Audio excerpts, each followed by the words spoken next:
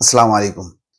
ইরানের উপর ইসরায়েলের ভয়াবহ হামলার পর মার্কিন যুক্তরাষ্ট্রের ভূমিকা কি হবে বা কি হওয়া উচিত?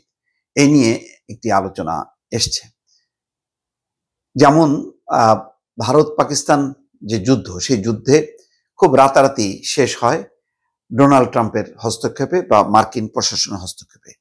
কিন্তু এই যে ভয়ঙ্কর হামলা চালানো হলো আ ইরানের উপর, ইরানের ২০ জন সামরিক কমান্ডার, ৬ জন পরমাণু বিজ্ঞানী এবং বেসামরিক এলাকাতেও হামলা হওয়াতে বহু আ হতাহত হয়েছে। তার ক্ষয়ক্ষতির চিত্রটা আস্তে, আস্তে সামনে আসছে। এই অবস্থায় মার্কিন যুক্তরাষ্ট্রের ভূমিকা কি বা প্রেসিডেন্টের ভূমিকা কি? দর্শক, এই ভূমিকাটা হচ্ছে পুরোপুরি ইসরায়েলের পক্ষে। বরং এই হামলার পর যুক্তরাষ্ট্র ইরানকে আরো চাপ দিচ্ছে। সেই খবরটি এসছে। এখানে বলা হচ্ছে যে ট্রাম্পের হুঁশিয়ারি, চুক্তিতে না এলে আরো ভয়াবহ হামলা হবে। অর্থাৎ ইরানকে আরো ক্ষতিগ্রস্ত হতে হবে। সেই হুমকি দিচ্ছে। তার মানে হচ্ছে যে যুক্তরাষ্ট্রের সঙ্গে যে ইরানের পারমাণবিক নিরস্ত্রীকরণ আলোচনা হচ্ছিল, সেই আলোচনা মার্কিন আ খুব কড়া শর্তের কারণে সেই আলোচনা ভেস্তে যায়। সেই ভেস্তে যাবার পর স্বাভাবিকভাবে যুক্তরাষ্ট্র বা ডোনাল্ড ট্রাম্প ক্ষুব্ধ হয়েছেন। এখন সেই ক্ষোভের কথাটা প্রকাশ করছে তখন যখন ইরানের উপর ভয়াবহ হামলা করেছে ইসরায়েল। এই ক্ষেত্রে মার্কিন যুক্তরাষ্ট্র আর নিরপেক্ষ না, যেমনটা আমরা দেখেছিলাম ভারত এবং পাকিস্তানের যুদ্ধের সময়। স্বাভাবিক, এখানে বলাই হচ্ছে যে ইসরায়েল মদত পাচ্ছে মার্কিন যুক্তরাষ্ট্রের, সেই কারণে তারা একের পর এক আশেপাশে সমস্ত দেশ, গাজা ধ্বংস করেছে, লেবাননে হামলা করেছে, ইয়েমেনে হামলা করেছে, এর আগে ইরানেও হামলা করেছে। শুধুমাত্র মার্কিন মানে যত রকম সহযোগিতা আছে, সামরিক সহযোগিতা, আর্থিক সহযোগিতা, সেই অর্থে বলীয়ান হয়ে তারা একের পর এক এই ধরনের হামলা চালাচ্ছে। এখানে খবরে বলা হচ্ছে যে ইসরায়েলি হামলায় ইরানে পারমাণবিক স্থাপনা এবং শীর্ষ কর্মকর্তা নিহত হওয়ার পর মার্কিন প্রেসিডেন্ট ডোনাল্ড ট্রাম্প আবারও হুঁশিয়ারি দিয়েছেন যে চুক্তিতে না এলে আরো ভয়াবহ হামলা চালানো হতে পারে। শুক্রবার স্থানীয় সময় ভোরে সামাজিক যোগাযোগ মাধ্যমে দেওয়া এক বার্তায় ট্রাম্প বলেন, ইতিমধ্যে অনেক প্রাণহানি ও ধ্বংস হয়েছে, তবে এখনো সুযোগ রয়েছে এই হত্যাযজ্ঞ থামানোর। এর পরে আরো ভয়ঙ্কর হামলা শুরু হতে পারে।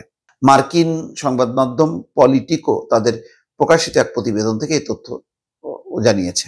সংবাদ অনুযায়ী বৃহস্পতিবার রাতে ইসরায়েল তাদের হামলায় ইরানের পারমাণবিক স্থাপনা, সামরিক ঘাঁটি, শীর্ষ বিজ্ঞানী এবং সরকারি কর্মকর্তাদের টার্গেট করে। এর পাল্টা জবাবে ইরানও ১০০টির বেশি ড্রোন উৎক্ষেপণ করে। এর মধ্য দিয়ে মধ্যপ্রাচ্যে নতুন করে বৃহত্তর যুদ্ধের আশঙ্কা প্রকাশিত হয়েছে। যদিও কিছুক্ষণ আগে দেখলাম একটি খবরে যে ইরান বলেছে যে না, তারা কোনো ড্রোন হামলা চালায়নি, তারা এখনো হামলা শুরু করেনি। ইরানের সর্বোচ্চ নেতা আয়াতুল্লাহ আলী খামেনি শুক্রবার হুঁশিয়ারি দিয়েছেন যে জায়নবাদী শাসক গোষ্ঠী নিজেদের জন্য একটা কঠিন এবং যন্ত্রণাদায়ক পরিণতি ডেকে এনেছে। অন্যদিকে ট্রাম্প অভিযোগ করেছিলেন যে তার প্রশাসন অনেকবারই ইরানকে পারমাণবিক কর্মসূচিতে সমাপ্তির বিনিময়ে চুক্তিতে আসার সুযোগ দিয়েছে, কিন্তু তারা তা প্রত্যাখ্যান করেছে। তিনি বলেন, আমি আগেই বলেছিলাম এটা তাদের কল্পনার চেয়েও খারাপ হবে। যুক্তরাষ্ট্র বিশ্বের সেরা এবং সবচেয়ে প্রাণঘাতী অস্ত্র তৈরি করে এবং এর অনেকগুলোই রয়েছে ইসরায়েলের হাতে, আরও আসছে।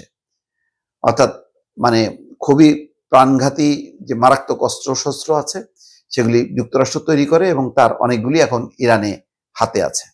মার্কিন প্রেসিডেন্ট আরো বলেন, ইরানের কট্টরপন্থীরা আমার হুঁশিয়ারি গ্রাহ্য না করায় সবাই নিহত হয়েছে।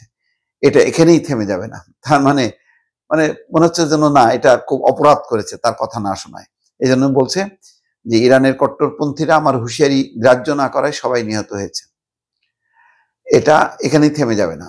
বিশ্ব রাজনীতিবিদরা এই উত্তেজনার ক্রমোন্নতিতে গভীর উদ্বেগ প্রকাশ করেছে। ইউরোপীয় কমিশনের president Ursula von der Leyen এই পরিস্থিতিকে গভীরভাবে উদ্বেগজনক উল্লেখ করে সবাইকে শান্ত থাকার ও পাল্টা পদক্ষেপ গ্রহণ করা থেকে বিরত থাকার আহ্বান জানিয়েছে।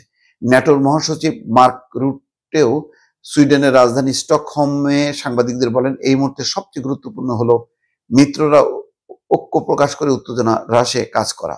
কিন্তু এগুলি কোনো কিছু ইসরায়েল গ্রাহ্য করবে না, এমনকি মার্কিন যুক্তরাষ্ট্র করবে না, বরং এক ধরনের ডোনাল্ড ট্রাম্পের উস্কানিতে ইসরায়েল আরো ভয়াবহ ভাবে হামলা চালাবে, সেটাই হয়তো সেই দিকেই যাচ্ছে দর্শক। ফলে কোনোভাবেই মার্কিন যুক্তরাষ্ট্র অন্তত এই ক্ষেত্রে আর নিরপেক্ষ অবস্থানে থাকছে না দর্শক। ভালো থাকবেন। আল্লাহ হাফেজ।